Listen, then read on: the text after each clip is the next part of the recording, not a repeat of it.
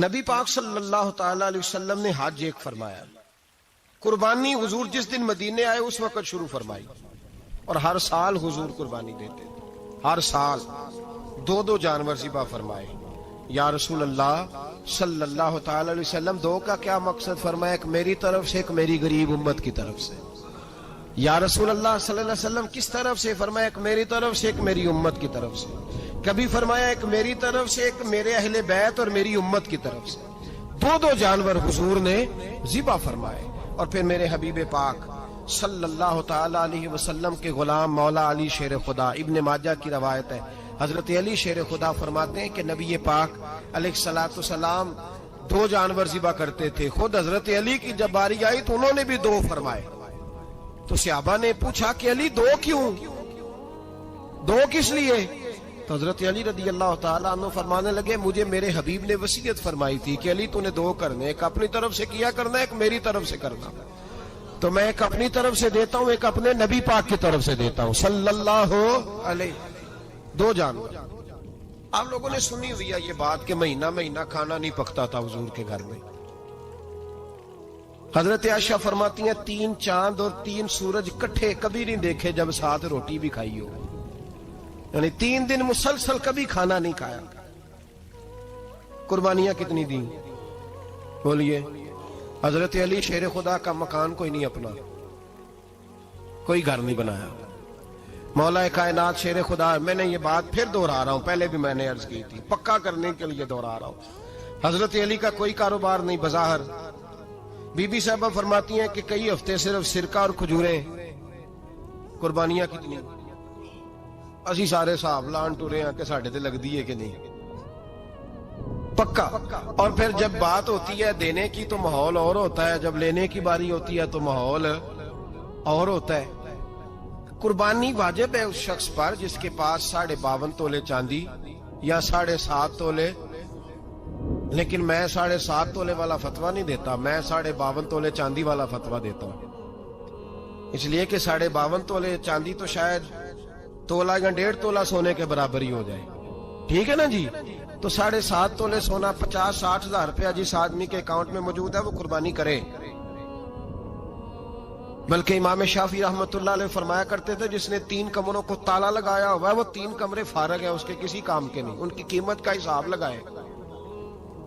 چھت پہ سٹور بنا دیا ہے، کوئی مطلب نہیں اس کا، اور جو ویسے رکھی ہوئے ہیں کوئی معنی ہی نہیں کمرے کا، فرماتے تھے حساب لگائے، قربانی کرے۔ رب کریم کی بارگاہ میں دینے کا جب معاملہ آیا تو تو گول کر گیا کام۔ میرے رسول کائنات سرور عالم صلی اللہ علیہ وسلم کا جب اپنے لیے چیزیں استعمال کرنے کا ماحول ہے تو محبوب پاک علیہ الصلوۃ والسلام نے مہینہ روٹی نہیں پکائی۔ یہاں جو آدمی ہر جمعرات کو 4 کلو بکرے کا گوشت پکاتا ہے اور ہر تیسرے دن مرغی کا گوشت لاتا ہے، وہ قربانی کی باری آتی ہے تو کہتا ہے میرے پہ لگتی نہیں۔ وہ ٹھیک ہے ابا جی لے آئے، ابا جی کی طرف سے قربانی ہے، اس دفعہ ابا جی کی، اگلی دفعہ اماں جی کی، اس سے اگلی دفعہ دادی جی کی۔ او خدا کے بندو، جس آدمی کے پاس پیسے ہیں پہلے اپنی قربانی واجب ہے۔ میری بات کی سمجھ آ رہی ہے عزیزوں کو؟ جو آدمی صاحب استطاعت ہے پہلے کس کی قربانی کرے گا؟ وہ کمائی کرتا ہے، اس کے اپنے اکاؤنٹ میں تنخواہ آتی ہے، ابا جی کے اکاؤنٹ میں نہیں آتی۔ اس نے اپنا بینک بیلنس چوری بھی رکھا ہوا ابا جی سے۔ پہلے اپنی قربانی کرے، اگر اس کو شوق ہے، دل کرتا ہے تو ایک اور خریدے، پھر ابا جی کی طرف سے کرے۔ اگر اللہ نے توفیق دیا تو ایک اور خریدے، اماں جی کی طرف سے کرے۔ اور اگر اس کے دل کو اللہ ٹھنڈک عطا کرے، سکون کرے، تو پھر اپنے رسول کی طرف سے بھی قربانی دے، پھر اپنے محبوب کی جانب سے بھی قربانی کرے۔ نبی پاک صلی اللہ تعالی علیہ وسلم نے ہر سال 2 قربانیاں دی، 10 سال۔ کل کتنی ہوگی 10 سالوں میں بولیے؟ اور جب حضور حج کرنے گئے نبی پاک نے 63 اونٹ ذبح فرمائے۔ ایک اونٹ میں کتنی قربانیاں ہوتی ہیں؟ 63 اونٹ حضور نے ذبح فرمائے۔ اور حدیث بڑی مزیدار ہے، حضرت ابو ہریرہ رضی اللہ تعالیٰ عنہ فرماتے ہیں کہ جب اونٹ ذبح کرنے کی باری آئی تو ہم سوچ رہے تھے، پریشان تھے کہ یہ تو بڑا مشکل ہے ذبح کرنا، بڑا مشکل ہے، اس کو تو نہر کرنا پڑتا ہے، گرانا پڑتا ہے، باندھنا پڑتا ہے، سب سے مشکل کام اونٹ ذبح کرنا ہے۔ تو نبی پاک صلی اللہ علیہ وسلم کی تو عادت کریم ہے، اپنے ہاتھ سے ذبح کرتے ہیں حضور، وہ ہمارا اللہ خیر کرے، اب اللہ ہی حافظ ہے. ذبح کرنا تو دور کی بات ہے، ہمارا جو بی اے پاس لڑکا ہے نا، اس کو ڈر آتا ہے جانور کے پاس کھڑے ہوتے ہوئے. کہتے ہیں بچوں کو اندر لے جاؤ، 10 سال کا 12 سال کا اندر لے جاؤ، ذبح کرنا روئے گا. اب بس کرو یار، یہ کس قوم سے تمہارا تعلق پڑ گیا ہے؟ ہمارے تو 12 اور 14 سال کے معوذ اور معاذ ابو جہل کی گردن کاٹ کے رکھ دیا کرتے تھے، اور تو بچہ بکرا ذبح کرنے سے ڈرا رہا ہے. اس کو کھڑا کر لا کے، قربانی تو جہاد کی ٹریننگ ہے. وہ کھڑا کر، اس کو کہا بیٹا یہاں کھڑا ہو، اللہ کے رستے میں بکرے کی گردن کاٹنی ہے. اگر کوئی شخص خدا رسول کے دین کی مخالفت کرے، کفر کا جھنڈا اٹھائے، تو اس کی گردن بھی کاٹنی ہے. یہ ٹریننگ ہے بچوں کے لیے. یہاں عجیب ماحول ہے، ڈر لگ رہا ہے، پیچھے ہٹ جاؤ. اور جس صاحب کی قربانی ہے وہ بھی کوئی 1.5 کلومیٹر کے فاصلے پہ کھڑے ہیں، دور کھڑے ہو کے دیکھ رہے ہیں. نفیس ہی بڑے ہیں جناب، لطیف ہی بڑے ہیں. کپڑوں کو کوئی قطرہ خون کا لگ گیا تو بڑی مصیبت بن جائے گی. اور امیر آدمی، اس کا تو گھر کسائی نے خود فون کیا ہے کہ صاحب سب سے پہلے میں آپ کے گھر آؤں گا. اس کو پتہ ہے کہ منہ مانگی قیمت ملے گی. مہربانی فرمائے، قربانی میرے رسول پاک صلی اللہ علیہ وسلم سے زیادہ نفاست والی طبیعت کسی کی نہیں. صحابہ کہتے ہیں اتنا حسین محبوب کا انداز تھا کہ کبھی کپڑوں پہ مکھی بھی نہیں بیٹھی تھی. اور حضور سے ہم سلام لیتے تھے، دست مبارک چومتے تھے تو ہمارے ہاتھوں سے کستوری کی خوشبو آنے لگتی تھی. اور فرماتے ہیں نبی پاک کا ہاتھ یوں ہوتا تھا کہ برف بھی اتنی ٹھنڈی نہیں جتنا پیارا حضور کا ہاتھ ٹھنڈا ہوتا تھا. پھر بھی حضور دست مبارک میں خنجر پکڑتے، جانور کو لٹاتے اور اپنی طامت کو سمیٹتے، اور اللہ کے حبیب گھٹنا رکھتے اس کی گردن پر، اور بسم اللہ اللہ اکبر کہہ کے ذبح فرماتے. حضور خود دست مبارک سے.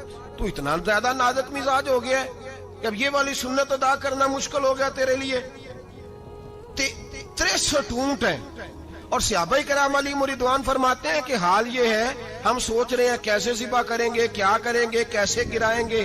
اور نبی پاک صلی اللہ علیہ وسلم کہتے ہیں ہم ابھی سوچ میں ہی تھے کہ حضور نے چھری پکڑی. خنجر جب حضور نے اٹھایا تو فرماتے ہیں اونٹ دوڑتا ہوا آیا اور نبی پاک کے سامنے آ کے لیٹ گیا. فرماتے ہیں اللہ کے رسول نے بسم اللہ اللہ اکبر کہہ کے ذبح کیا. اس نے ٹانگ بھی کوئی نہیں ہلائی، پیر بھی کوئی نہیں ہلایا. وہ کسی شاعر نے بڑی عجیب بات کہی تھی. اس نے کہا پھنسی جو دام میں بلبل تو لگی یوں کہنے، کرے گا قتل کیا تو نے جب اسیر مجھے، کباب شمع کے شولے پہ کیجیو سیاد، شکل گل نظر آئے دم اخیر مجھے.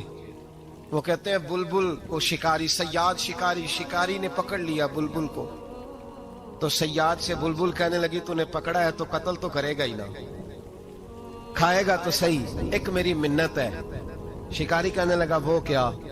تو بلبل کہنے لگی جب تو مجھے ذبح کرے نا اور پکائے تو مجھے پھول سے بڑی محبت ہے. اس طرح کرنا، کوئلے اتنے زیادہ دہکانا، اس قدر زیادہ آگ جلانا کہ ان کی شکل گلاب کے پھول کی طرح سرخ ہو جائے.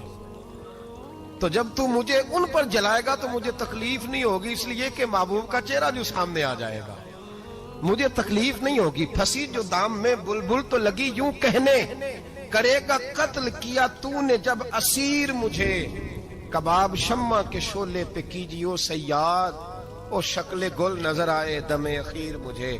اعلیٰ حضرت بریلوی علیہ رحمہ فرمایا کرتے تھے، فرماتے تھے بڑی تکلیف ہوگی جب جان نکلے گی. روایتوں میں آتا ہے جس طرح باریک دوپٹہ جھاڑیوں پہ ڈالا جائے، کھینچا جائے تو پھٹ جاتا ہے، یوں تکلیف ہوگی.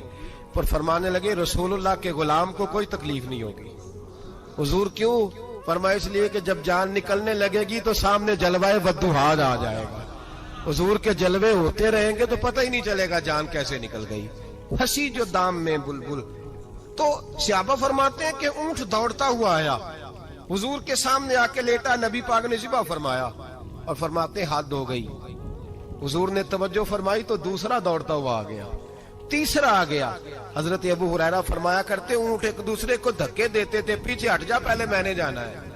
63 اونٹ وادی منا میں حج کے موقع پر میرے رسول پاک نے دست مبارک سے ذبح فرمائے. ہر قربانی حضور نے اپنے ہاتھوں سے فرمائی. قربانی واجبات دین میں سے، ضروریات دین میں سے ہے، اور کوئی اتنا لمبا چوڑا مسئلہ نہیں. بہت ساری چیزوں کو خود بخود مشکل کر لیتے ہیں. ٹی وی پہ خبر آتی ہے فیصل آباد کے دو بیل ہیں، بھولو اور ڈولو، پتہ نہیں کتنے من ان کا وزن ہے. ان سے پوچھا جا رہا ہے کہ بھولو ڈولو کھاتے کیا ہیں؟ تو کہتے ہیں بادام کھاتے ہیں، مکھن کھاتے ہیں. یہ جناب پتہ نہیں ان کو دودھ کتنے کلو روز پیتے ہیں، اور بھولو ڈولو بیچارے سے خود نہیں چلا جا رہا، لگ ایسے رہ جیسے وہ خود کہہ رہے ہیں مہربانی کرو ہمیں ذبح کر لو. اب تو اٹھا بیٹھا بھی نہیں جا رہا. او خدا کے بندو، دین کی اصل حقیقت کو سمجھو. یہ تو حضور نے فرمایا خوبصورت جانور لاؤ، یہ کس حدیث میں آیا ہے کہ اسے بادام کھلاؤ؟ آج لوگ انسانوں کو روٹی نہیں مل رہی اور جانوروں کو بادام کھلا رہے ہو. اس کے حصے میں جو اللہ نے شے رکھی ہے نا وہ چارہ ہے، اس کو چارہ کھلاؤ اور اچھے طریقے سے پیٹ بھر کے کھلاؤ. جانور کو پیٹ بھر کے چارہ کھلایا جائے تو جتنی اس کی طبیعت ہوتی ہے اس حساب سے وہ صحت مند ہو جاتا ہے. باقی یہ تو آپ کسی شخص کو اتنا کھلا دیں کہ اس کا پیٹ اتنا بڑا ہو جائے، پھول جائے، تو وہ بیچارہ تکلیف میں آئے گا کہ نہیں آئے گا؟ یہ کس قسم کا ماحول ہے؟ ایک بکرا بکا لاہور میں اور سیٹھوں نے شرطیں لگائی ہوئی ہیں، میں 5 لاکھ کا لایا ہوں تو میں 9 لاکھ کا. یہ کیا چکر ہوا؟ مجھے اتنا کھلایا جی اس کو فلاں چیز. یہ کس نے کہا ہے کھلانے کا؟ بادام کھانا کس حدیث میں آیا؟ کس صحابی نے اپنے بکرے کو بادام کھلائے؟ کس نے مکھن کھلایا؟ کس نے پیڑے کھلائے؟ بس کرو، عجیب تماشا لگ گیا ہے. اور یہاں تو اتنی بری حالت ہو گئی ہے کہ عورتیں ناچنے لگی ہیں قربانی کے جانوروں کے آگے، بیبیاں بیچنے لگی ہیں. اللہ کے غضب کو آواز نہ دو. یہ قربانی ہے کہ ہر چیز کا، مذہب کی ہر شے کا مذاق بنا دیا ہے. جس دین نے عورت کی اپنی قربانی بھی ہو تو اس کو ذبح کرنے کی اجازت نہیں دی، مرد ذبح کرے گا. جو دین کہتا ہے کہ عورت ذبح نہیں کرے گی، وہ عورت بیچ سکتی ہے اللہ کے جانور؟ یہاں جس کا میں نے رمضان میں بھی کہا تھا، پھر بات دہراتا ہوں، سارا سال ناچتے گاتے ہیں اور عید کا موقع آتا ہے تو 2-4 مولوی بٹھا کے وہ دین سکھانا شروع کر دیتے ہیں. کوئی پتہ ہی نہیں، کوئی خبر ہی نہیں. جس بوتل میں کل تک شراب بک رہی تھی اسی میں دودھ پلاؤ گے؟ جس برتن میں کل تک پیشاب تھا اس میں آج لوگوں کو شہد پلاؤ گے؟ بس کرو، یہ مذاق نہیں، یہ رسول اللہ کا دین ہے. نبی پاک سید عالم صلی اللہ تعالی علیہ وآلہ وسلم نے کوئی ذمہ عورت کے کوئی چیز نہیں لگائی ایسی جس میں اسے مردوں کے ساتھ شامل ہونا پڑے. اور عورت سمجھ ہی نہیں رہی کہ یہ اس کی تذلیل ہے، عزت نہیں. صابن بک رہا ہے تو ساتھ بی بی کھڑی ہے، شیمپو بک رہا ہے تو عورت اس کی جو ہے وہ ایڈ دے رہی ہے. یہ عزت ہے عورت کی؟ رسوا کر دیا تم نے ہر شے میں عورت. اب قربانی کا جانور بھی بی بی بیچے گی؟ غیرت کہاں گئی اس قوم کی؟ میرے رسول پاک سرور دو عالم صلی اللہ تعالی علیہ وسلم کو کسی نے آ کے کہا فلاں قبیلے کے لوگوں نے عورت کو سربراہ بنایا ہے، عورت کو آگے لگا لیا ہے. فرمایا تباہ ہو گئے وہ لوگ، انہوں نے عورتوں کو اپنے آگے پیشوا بنا لیا. جس رب نے عورت کو نبوت نہیں دی، امامت کرنے کا حق نہیں دیا، کس چکر میں لوگ پڑ گئے؟ 5 لاکھ کا جانور کس لیے لائے ہو؟ 5 لاکھ کا تفاخر کے لیے، دکھانے کے لیے؟ تو اگر 50,000 کا 60,000 کا بھی جانور لاتا تو اچھا آ جاتا. اور 50,000 کا جانور لائے تو 5 لاکھ میں کتنے آتے ہیں؟ بولے تو 10 جانور ذبح ہوں گے تو کتنے غریبوں تک گوشت جائے گا؟ کتنے گھروں کا بھلا ہوگا؟ ہر چیز کا چکر الٹا کر دیا گیا ہے. اور صرف حج کے لیے ہوتی تو میرے رسول پاک ہر سال قربانی نہ کرتے، اور میرے نبی پاک قربانی دینے کا حکم.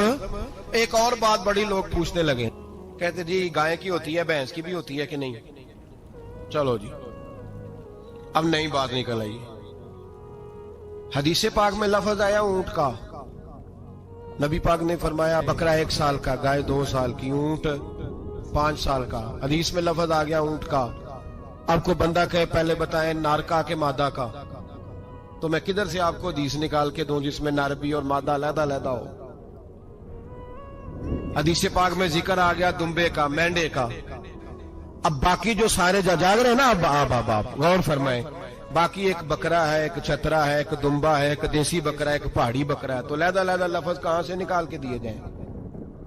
یہ ساری انواع ہیں، اقسام ہیں، نوع ہیں. اسی طرح بھینس بھی گائے کی ایک قسم ہے.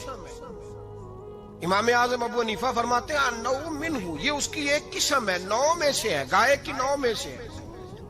آپ عام لفظ بولتے ہیں تو کہتے ہیں بکرا چترا گائے بھینس، عام لفظ ہے نا. تو جب گائے کہہ دیا تو اب کو بندہ کہے گائے آیا تو پہلے بتائیں گائے تو ہے تو اس میں بیل شامل ہے کہ نہیں؟ تو گائے کی جتنی قسمیں ہیں نا ہمارے محدثین بھینس کو گائے میں شامل کرتے ہیں. بھینس گائے کی ایک قسم ہے. تو نبی پاک صلی اللہ علیہ وسلم نے جب گائے کا لفظ استعمال کیا تو بھینس اس کے اندر آ گئی. تو اگر گائے کی قربانی جائز ہے تو بھینس کی قربانی بھی جائز ہے. اگر بیل کی قربانی جائز ہے تو کٹے کی قربانی بھی 100% جائز ہے. اس کے اندر 7 حصے ڈالے جائیں گے، اسے قربان کیا جائے گا، یہ جائز ہے. اگر آپ صریح لفظ نکال کے دکھانے کو کہیں گے تو پھر تو بڑی چیزوں میں لوگ الجھ جائیں گے. پھر کیسے نکالا جائے گا خسی کی جائز ہے کہ نہیں، جو خسی نہیں اس کی جائز ہے کہ نہیں، فلاں کی. تو ان تفصیلات، ہاں بہت ساری چیزوں کی تفصیلات حدیث میں ہیں لیکن ساری چیزوں کی موجود نہیں. اس لیے میرے عزیز یاد رکھیں، بھینس کی قربانی بھی ہوگی، گائے کی بھی ہوگی، بیل کی بھی ہوگی، کٹے کی بھی ہوگی. جن کی نہیں ان کی نہیں. ہم نے کبھی کہا ہرن کی قربانی بھی ہوگی یا مرغی کی قربانی بھی ہوگی.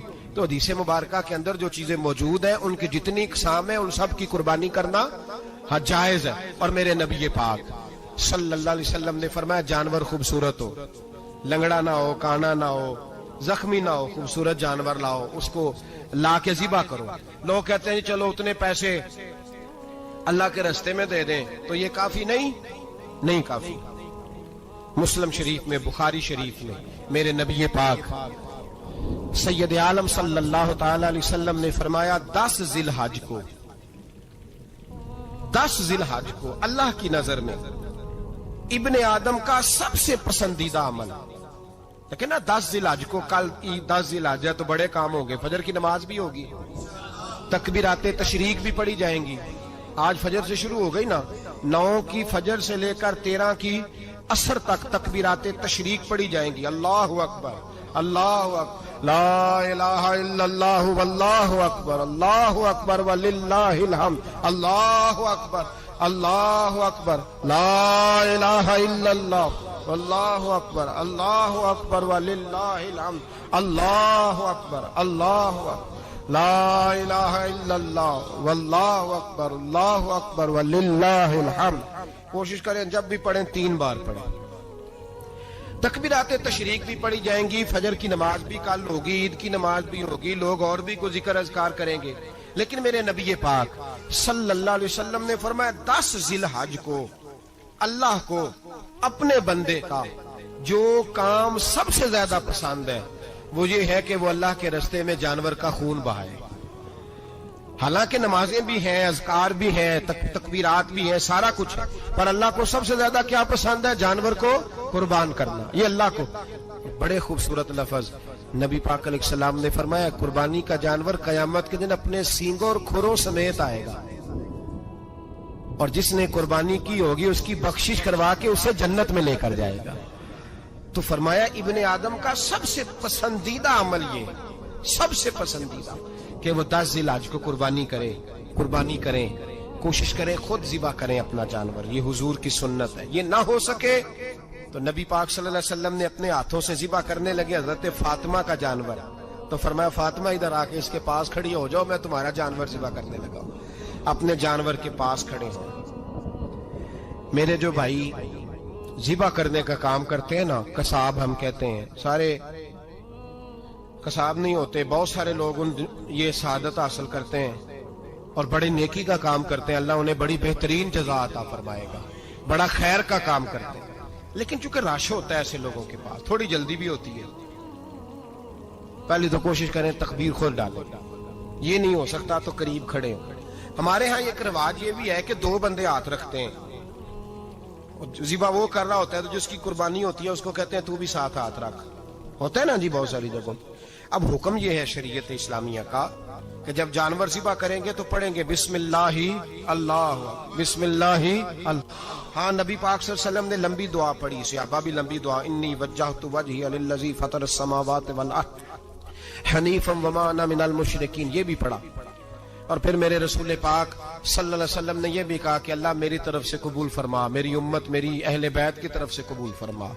صحابہ جب جانور ذبح کرنے لگتے پہلے یہ دعا پڑھتے، پھر کہتے اللہم تقبل منا کما تقبلت خلیلک ابراہیم علیہ السلام وتقبلتا حبیب کا محمد صلی اللہ علیہ وسلم، اے اللہ ہم سے بھی قبول فرما جیسے تو نے حضرت ابراہیم سے قبول فرمائی اور جیسے اپنے حبیب حضرت محمد صلی اللہ علیہ وسلم سے قبول۔ یہ ساری دعا پڑھیں، اور جب جانور ذبح کرنے لگے تو پھر پڑھیں بسم اللہ اللہ، بسم اللہ اللہ۔ اچھا، دو آدمیوں نے ہاتھ رکھا ہوا ہے، دو آدمیوں نے، اب اگر ایک نے بھی نہ پڑھی بسم اللہ اللہ اکبر تو جانور حلال نہیں ہوگا، دونوں کو پڑھنا پڑے گا۔ یہ مسئلہ یاد رکھیں۔ ایک اور بات بھی بتانی ہے آپ کو، وہ بھی آپ نے یاد رکھنی ہے۔ قربانی کے بڑے جانور میں کتنے حصے ہوتے ہیں؟ 7۔ اب 7 حصوں میں 7 کی نیت قربانی کی ہونی چاہیے، 7 کی۔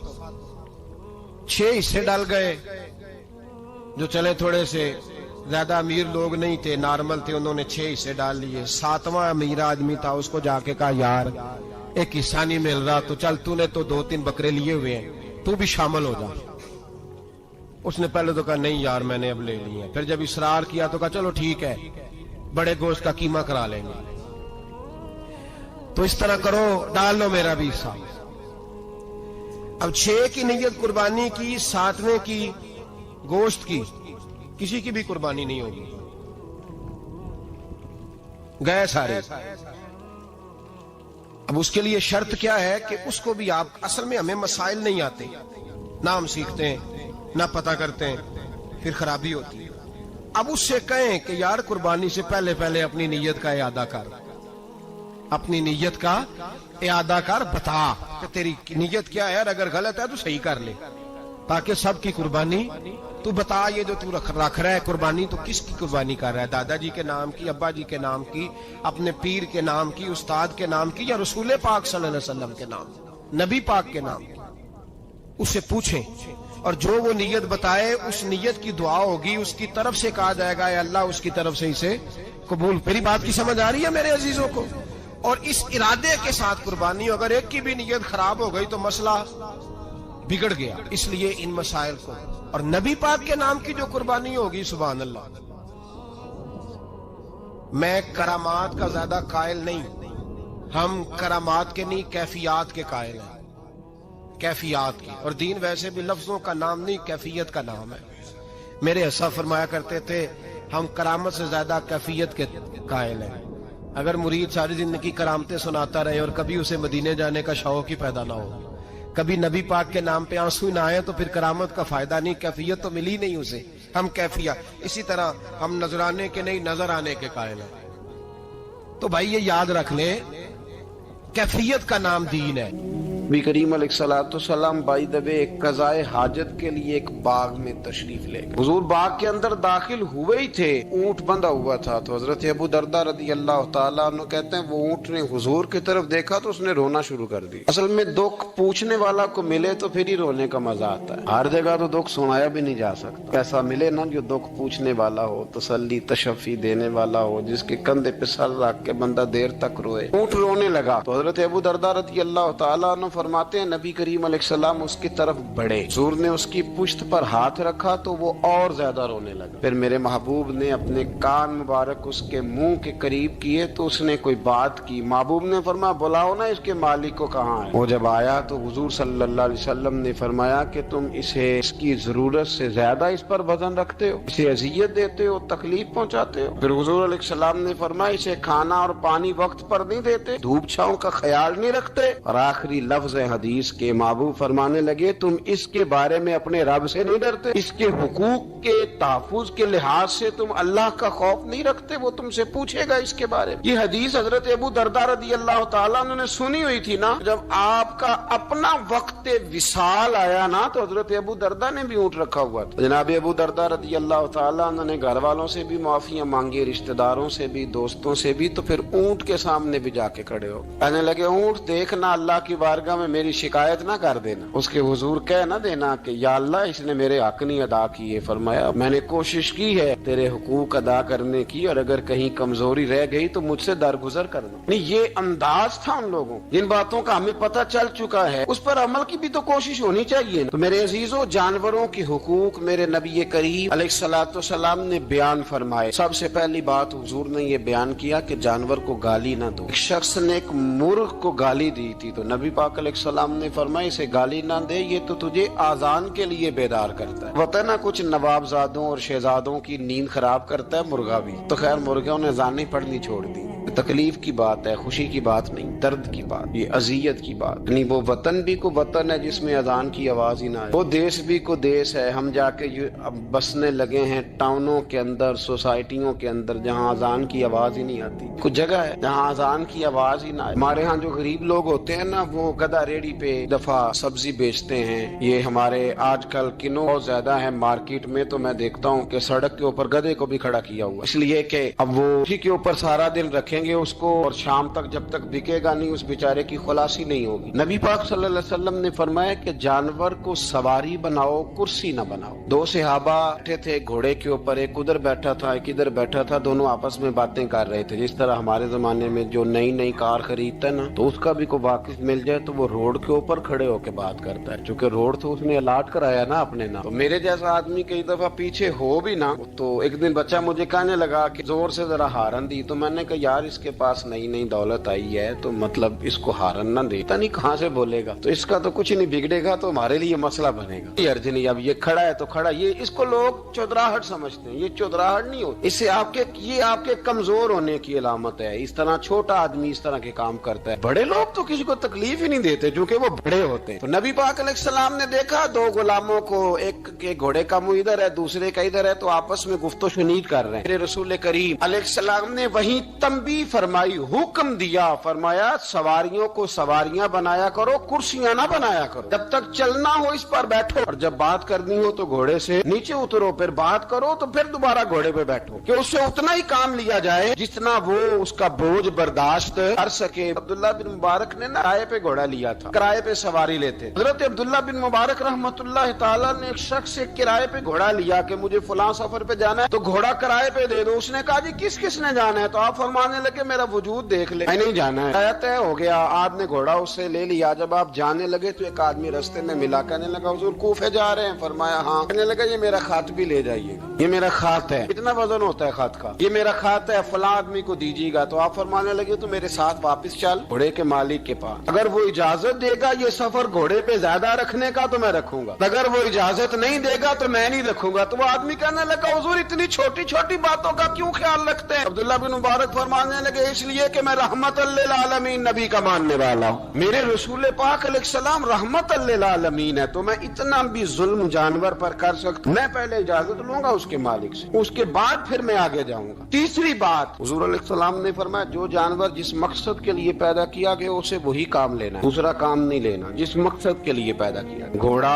گدھا اور خچر کھانا اسلام میں ذبح کر کے کھانا اس لیے جائز نہیں رکھا گیا کہ یہ سواری کے جانور ہیں، تو جو سواری کے جانور ہوں گے انہیں ذبح کر کے کھایا نہیں جائے گا، اس سے سواری کا کام لیا جائے گا، اور جو جانور گوشت والے ہوں گے ان سے گوشت کا کام لیا جائے گا، جو دودھ والے ہوں گے اس سے دودھ کا کام لیا جائے گا۔ بخاری مسلم میں موجود ہے، نبی پاک علیہ السلام فرماتے ہیں ایک شخص نے بیل پر سواری کر لی، اس نے سواری کر لی اور جب وہ تھوڑا سا آگے گیا نا تو بیل اپنا منہ پیچھے کر کے کہنے لگا میں سواری کے لیے نہیں پیدا کیا گیا۔ اللہ نے اسے زبان عطا فرمائی اور بیل بول پڑا، کہنے لگا مجھے حال کے اندر جوت لے، یہ کام مجھ سے لے لے، لیکن تو میرے اوپر سواری نہیں کر سکتا۔ سواری کے لیے اللہ نے گھوڑے پیدا کیے، اونٹ، گدھے اور خچر پیدا کیے ہیں، جو جانور جس مقصد کے لیے ہوگا اس سے وہی کام لیا جائے گا۔ ایک بات اور کرنے لگا ہوں، ذرا سخت ہے، جانوروں کو لڑانا حرام ہے۔ حضرت عبداللہ ابن مسعود رضی اللہ تعالیٰ عنہ روایت بیان کرتے ہیں، فرمایا لعنتی ہے وہ شخص جانوروں کو آپس میں لڑاتا ہے، وہ لعنتی ہے جو جانوروں کو آپس میں اور آپ اس ملک میں رہتے ہیں جہاں کروڑوں روپے کی شرطیں لگتی ہیں جانوروں کی لڑائی، جانوروں کو اذیت دی جاتی ہے، تکلیف دی جاتی ہے۔ जाती है, कबूतर उड़ाए जाते हैं। और इनाम उसको मिलता है जिसका कबूतर देर के बाद आए। कबूतरबाज कबूतर को बैठने नहीं देता। ये हराम है, शरीयत इस्लामिया में हराम है जानवरों का लड़ाना और उनको एक दूसरे के खिलाफ उभारना हराम है, दीन में मना किया गया है। अब जानवर को अगर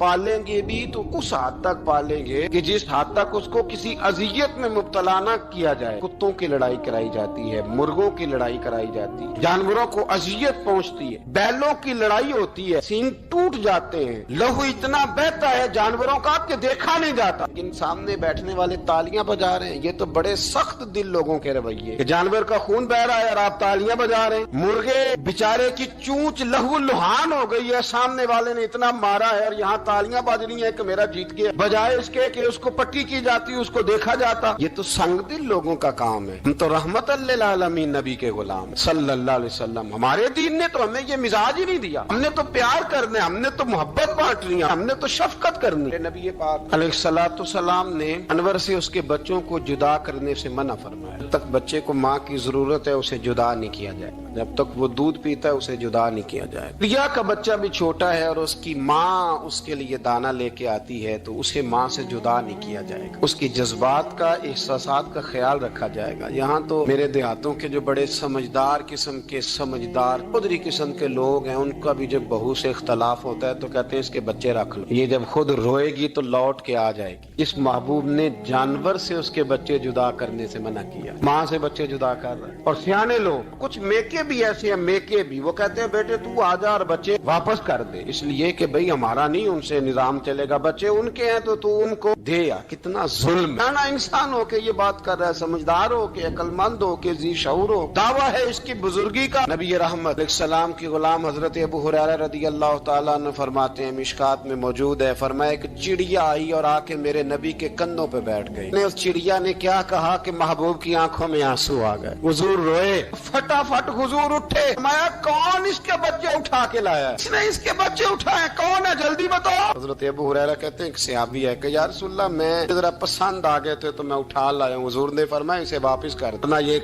मेरी बारगाह में शिकायत कर रही है तो कयामत में भी तेरी शिकायत करे, जा वहीं रख के आ, जहाँ से तू उठा करके लाया था। मेरे दोस्तों, दीन इतने आला हुकूक बयान करे जानवरों के, और इंसान उससे आगे बढ़ के इंसानों के साथ सलूक करे। हम ना सियासत से बादशाही लेना चाहते हैं, सियासतदानों के अपनी जेब से इश्तिहार छपवा के बादशाही लेना चाहते हैं, डेरा बना के बादशाही लेना, ना ना ना। बादशाही तो रहम करने से मिलती, बादशाही तो शफकत करने से मिलती, बादशाहियां तो अल्लाह की मखलूक से प्यार करने से मिलती। बादशाहियां, इमाम अहमद बिन हंबल रहमतुल्लाह तआला अलैह फरमाते, मैंने एक मुहद्दिस का तज़किरा सुना कि वो मेरे महबूब की हदीसें बयान करते हैं तो कहते हैं मैं शौके इल्म में उनकी बारगाह में पहुंचा, जब मैं गया तो कुत्ते को खाना खिला रहे, मैंने सलाम ली तो उन्होंने जवाब तो दिया पर कोई इतनी तवज्जो नहीं की मेरी तरफ। मेरे दिल में ख्याल आया ये मुहद्दिस हैं और कुत्ते के साथ इतना प्यार कर रहे हैं, मेरी तरफ देखा ही नहीं। तो फरमाते हैं वो कुत्ते को खाना खिला के फारिग हुए तो मेरी तरफ देख के कहने लगे, अहमद बिन हंबल, मेरे इलाके में कुत्ते नहीं रहते, कुत्ते दूसरे शहर में ज्यादा पाए जाते हैं, ये भूखा था तो इधर आ गया था। और तुम्हें हुजूर अलैहिस्सलाम की वो हदीस तो पता होगी, नबी पाक ने फरमाया जो किसी के साथ उम्मीद लगाए और वो आदमी उसकी उम्मीद पूरी करने पर कादिर हो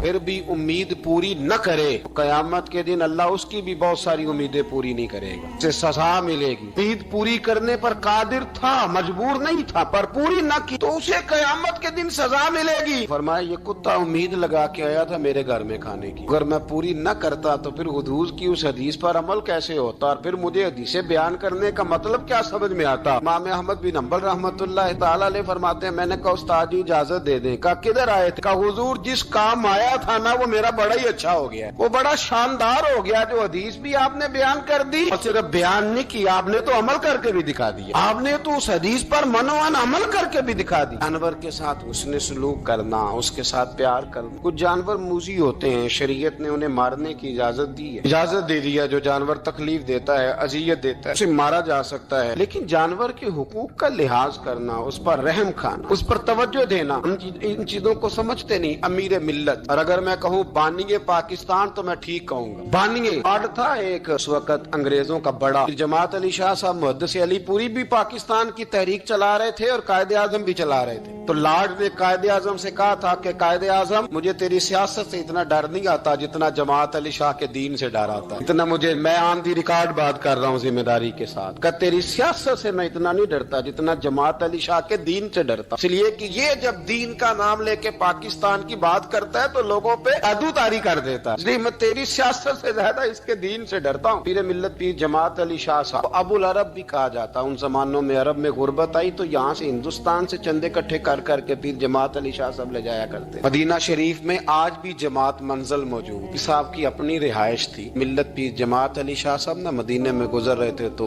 بڑے بڑے مرید ساتھ تھے۔ اس زمانے میں لوگ ہاتھوں میں چھڑی رکھا کرتے، جانور اکثر ہوتے تھے تو چھڑیاں ہاتھوں میں ہوتی تھیں، تو پیر صاحب گزر رہے تھے، بوڑھے آدمی تھے، ساتھ تھے تو ایک کتا دوڑا دوڑا آ گیا۔ جب وہ پیر صاحب کے قریب سے گزرنے لگا تو ایک مرید نے نہ کتے کی ٹانگ پہ ڈنڈا مارا، پچاڑ جا کپڑوں کو نہ لگ جانا، تو چونکنے لگا، رونے لگا۔ جب بھاگا نا تو لوگ کہتے ہیں ہم نے عجیب منظر دیکھا، 100 سال کے پیر جماعت علی شاہ صاحب پگڑی ہاتھ میں پکڑی اور کتے کے پیچھے بھاگنا شروع کر، دوڑ کے کتے کو اٹھا کے لائے اور یوں اس کو سینے سے لگایا۔ پیر صاحب نا اس کتے کو اپنی رہائش گاہ پہ لے گئے، اپنی پگڑی کھول کے نا تو اس کی پٹی کی، پھر دودھ کا پیالہ اس کے آگے رکھا، کتے نے دودھ پی لیا تو پیر جماعت علی شاہ صاحب نے ہاتھ باندھے، کہنے لگے مدینے کے کتے بھی پاک کی بارگاہ میں میری شکایت نہ کر دینا، حضور کی بارگاہ میں شکایت نہ کرنا کہ یا رسول اللہ یہ آتے حاضری دینا، ہمیں تکلیف دیتے ہیں، شکایت نہ کرنا مصطفیٰ کریم کی بارگاہ میں نے نہیں اسے کہا تھا، اس سے بھول ہو گئی، میں معافی مانگتا ہوں۔ میرے عزیزو، وہاں درد تھا، وہاں سوز تھا، وہاں پیار تھا، وہاں محبت تھی، لیکن ہمارے رویے انسانوں کے حق میں تو کیا جانوروں کے حق میں سخت سے سخت تر ہوتے جا رہے ہیں۔ ہم نے اپنے شوق سے جانور لڑانے شروع کر دیے، کبوتر اڑانے شروع کر دیے، تباہی پر تباہی کا ماحول ہم فراہم کرتے جا رہے ہیں۔ ان سے پیار کریں، ان کو آسانی دینے کی کوشش کریں۔ کچھ لوگ ایسے ہوتے ہیں جو بیچارے بائی نیچر ہی کچھ پریشانیوں کا شکار ہوتے ہیں، اور قرآن مجید نے جو ارشاد فرمایا نا کہ کچھ لوگ نفس کی خواہش کو اپنا خدا بنا لیتے ہیں، تو وہ بلا وجہ بھی بہت ساری باتیں کرتے ہیں جن کا کوئی وجود نہیں ہوتا۔ عورت کو حقوق دلانے کے لیے بہت سارے لوگ بہت ساری غلط باتیں کرتے ہیں۔ جو لوگ یہاں سے کسی کو لے جاتے تھے نا دبئی دھوکہ دے کے، اور لے جاتے تھے یورپ میں، عرب ممالک میں دھوکہ دے کے لے جاتے تھے، تو وہ بھی کوئی خواب ہی تو دکھاتے تھے کہ اتنے لاکھ تنخواہ ہوگی، اتنا کچھ ہوگا، وہاں جا کے پتہ چلتا تھا کہ جیب سے بھی دینے پڑیں گے کچھ۔ بہت سارے لوگ ایسے ہوتے ہیں، وہ سارے خوبصورتی کے نام پر ہی دھوکہ دیتے ہیں۔ آپ کو پتہ ہے کہ جو آدمی کسی کو لالچ دیتا ہے تو کسی کو لوٹنے کے لیے اسے لالچ دینا بڑا ضروری ہوتا ہے۔ لوگ پہلے لالچ دیتے ہیں پھر لوٹتے ہیں، پہلے مکمل لالچ دیتے ہیں، یہ چیز مل جائے گی، یہ چیز مل جائے گی، لوگ مکمل لالچ دیتے ہیں، اس کے بعد پھر لوٹتے ہیں۔ اور اگر لالچ نہ دیں تو کوئی آدمی قابو آئے گا؟ لوگ لوٹتے ہیں لالچ دے کر۔ اچھا، اب وہ جو جس کو لالچ دیا جا رہا ہوتا ہے وہ کہہ رہا ہوتا ہے کہ نہیں نہیں تمہیں نہیں پتا، وہ اس وقت ماننے کو تیار نہیں ہوتا، وہ کہتا ہے اتنی خوبصورت باتیں کر رہا ہے، اتنی اچھے پیغام دے رہا ہے، تم میرے دشمن ہو، تم مجھے منع کر رہے ہو۔ ہوش تب آتی ہے کہ جب سب کچھ لٹ جاتا ہے۔ عورت کو ویسے بھی قابو کرنا بڑا آسان ہوتا ہے۔ اعلیٰ حضرت بریلوی رحمۃ اللہ علیہ فرماتے ہیں بیٹیاں نازک شیشیاں ہوتی ہیں، ان کو تو ذرا سی چوٹ لگے تو ٹوٹ جاتی ہیں۔ دیکھیں کتنا بڑا جملہ کہا بریلی کے امام، نازک شیشیاں ہیں، ذرا کوئی آدمی گمراہ کرتا ہے، ذرا خراب کرتا ہے۔ اب دیکھیں نا، یہ جو بچیوں کو بچے ایک مس گائیڈ کرتے ہیں، انہیں بڑے بڑے خواب دکھاتے ہیں، وہ بیچاری ماں باپ کو چھوڑ کے، بہن بھائی کو چھوڑ کے اس کے ساتھ شادی کرتی ہے، پھر جو اس کا بعد میں اشر ہوتا ہے، آپ ادلیاں نو سردار پہن تکے تے شرما والیاں نو جھوٹے ڈولیاں دے۔ پھر وہ بیچاری ماں باپ رکھتے نہیں، وہ ظلم کرتا ہے، تو کتنی بڑی تکلیف میں وہ بچی آ جاتی۔ نازک شیشی ہوتی ہے نا تو ٹوٹ جاتی۔ یہی حال اب جدید خواتین اور یہ جو کچھ اینکر پرسن ہیں، یہ اصل میں نا یہ آپ کو سیاست سکھاتے ہیں، لیکن یہ مادر پیدر آزاد لوگ ہیں، بالکل آزاد۔ یہ تو علماء شور نہ کریں، بات نہ کریں، گفتگو نہ کریں، مشائخ بات نہ کریں، اور یہ جو کچھ سنجیدہ اور دینی طبقہ ہے یہ کوئی شور نہ کرے، یہ تو روڈوں پہ ننگے ہو کے آ جائیں معاذ۔ خوفناک نظریہ رکھتے ہیں یہ لوگ۔ عورت کو کہتے ہیں تیرے حقوق ہم تجھے لے کے دیں گے، مثلاً وہ کون سا حق ہے جو تم نے لے کے دینا ہے؟ میرے نبی کریم صلی اللہ علیہ وسلم نے اس کو بیٹی بھی بنایا ہے، اس کو بہن بھی بنایا ہے، اس کو ماں بھی بنایا ہے، اسے بیوی کا عالی شان رتبہ بھی عطا فرمایا ہے۔ اور چونکہ بیٹی کا بھی حق بڑا بیان کیا جاتا ہے، بہن کا بھی، ماں کا بھی، اور بیوی کے معاملے میں لوگ سمجھتے ہیں کہ زیادہ بات نہیں کرنی چاہیے، شاید مسئلہ خراب ہو جائے۔ حالانکہ نبی پاک صلی اللہ تعالی علیہ وسلم نے بیوی کے بارے میں پتہ کیا فرمایا؟ فرمایا جب تم نکاح کر لیتے ہو تو اپنا ایمان محفوظ کر لیتے ہو۔ اب میں اس کی شرح نہیں کرتا، آپ خود کر لیجئے گا کہ وہ ایک ایسی شخصیت ہوتی ہے کہ جس کی موجودگی میں آپ کا ایمان محفوظ ہے۔ اب میں نہیں سمجھتا کہ اس سے بڑی بات کوئی اور ہو سکتی ہے، جس کی موجودگی میں آپ کا ایمان، اور بھئی یہ حدیث پاک عرض کر رہا ہوں، نکاح جب کوئی کر لے تو اس نے اپنا ایمان مکمل کر لیا، اس کا معنی یہ ہوا کہ آپ کا ایمان محفوظ ہے اس کی موجودگی میں۔ تو اس سے زیادہ بھی، یعنی ایمان سب سے قیمتی چیز ہے نا، تو اس کے محفوظ ہونے کی وجہ حضور نے نکاح بیان کر دی۔ اب میرا خیال ہے بیوی اگر کوئی اس سے بڑا حقوق مانگے گی تو بیوقوفی کرے گی۔ اتنا بڑا درجہ نبی کریم نے اسے عطا کر دی، اتنا بڑا مقام دے دیا کہ تو خامند کے ایمان کے محفوظ ہونے کا ذریعہ بن گئی ہے۔ عورت کو جو حقوق رسول کریم صلی اللہ تعالی علیہ وسلم نے عطا فرمائے، نبی پاک نے جو حقوق دیے، دیکھیں نا، حضرت عبداللہ ابن عمر رضی اللہ تعالیٰ عنہ کی اہلیہ بیمار تھی، تو جلدی جلدی سے وہ آئے، تو جب بہت جلدی ہو، سفر بڑا شدید تھا، تو آپ نے جلدی سے نماز ادا کی، جلدی سے چلے۔ آپ کے خادم کہنے لگے حضور خیریت ہے؟ فرمایا میری بیوی بیمار ہے۔ تو اس نے عرض کی حضور آپ کی اہلیہ بیمار ہے، تو آپ نے نماز بھی جلدی سے پڑھی، سفر بھی جلدی جلدی کیا۔ تو فرمانے لگے یہ وہ چیزیں ہیں جو ہمیں مدینے والے رسول نے سکھائی ہیں۔ آپ اس کیفیات کو سمجھیں کہ حضور صلی اللہ علیہ وسلم نے درس دیا۔ اور پھر ایک اور بہت بڑی بات، یہ فضیلت کسی اور کو نہیں دی، جو عورت کو حضور نے فضیلت دی، یہ فضیلت کسی اور کو نہیں دی۔ کبھی حضور نے فرمایا کہ تمہارا ابا تمہارے ساتھ بہت سخت رویہ کرے تو تم نے اس کو اس سختی پر داد دینی ہے؟ فرمایا چلو اگر وہ زیادتی بھی کرے تو تم نے اس کے ساتھ سلوک اچھا ہی کرنا ہے۔ لیکن آپ ایک بات کو سمجھے نا کہ بچے کے بارے میں، بیٹے کے بارے میں، بیٹی کے بارے میں فرمایا 10 سال کے ہو کے نماز نہ پڑھے تو سختی کرو، تمہارا ڈنڈا بھی لٹکنا چاہیے۔ بہت ساری جگہوں پہ بہت سارے لوگوں کے لیے سختی کا حکم دیا، لیکن عورت کے لیے حضور نے جو جملے کہے، اصل میں ہم سمجھتے ہیں کہ یہ ایک بات ہے، مشہور ہو گئی ہے روایت حدیث، تو بس اس کے پس منظر پر اور جملوں کے حسن پر شاید معاذ اللہ غور کرنے کی ضرورت نہیں۔ ذرا اس لفظ کی تاثیر پر غور کریں۔ حضور نے فرمایا عورت ٹیڑھی پسلی سے پیدا کی گئی ہے، یہ ٹیڑھی ہے، کو سیدھا کرنے کی کوشش کرو گے تو ٹوٹ جائے گی۔ تو حضور پھر ہمارے لیے حکم کیا ہے؟ فرمایا جیسی ہے تم اسی کے ساتھ نبھا کرو۔ آپ سمجھیں کہ اتنا محفوظ حضور نے درجہ دے دیا بی بی کو، اتنا محفوظ کہ فرمایا غلطی بھی ہو تو میرے غلاموں تم اس کے ساتھ نبھا کرو، گزارا کر لو۔ اللهم صل على سيدنا ومولانا محمد، اللهم صل على سيدنا ومولانا محمد۔ اللہ کے شیر ہے در قرار پر درود، اللہ کے شیر ہے در قرار پر درود،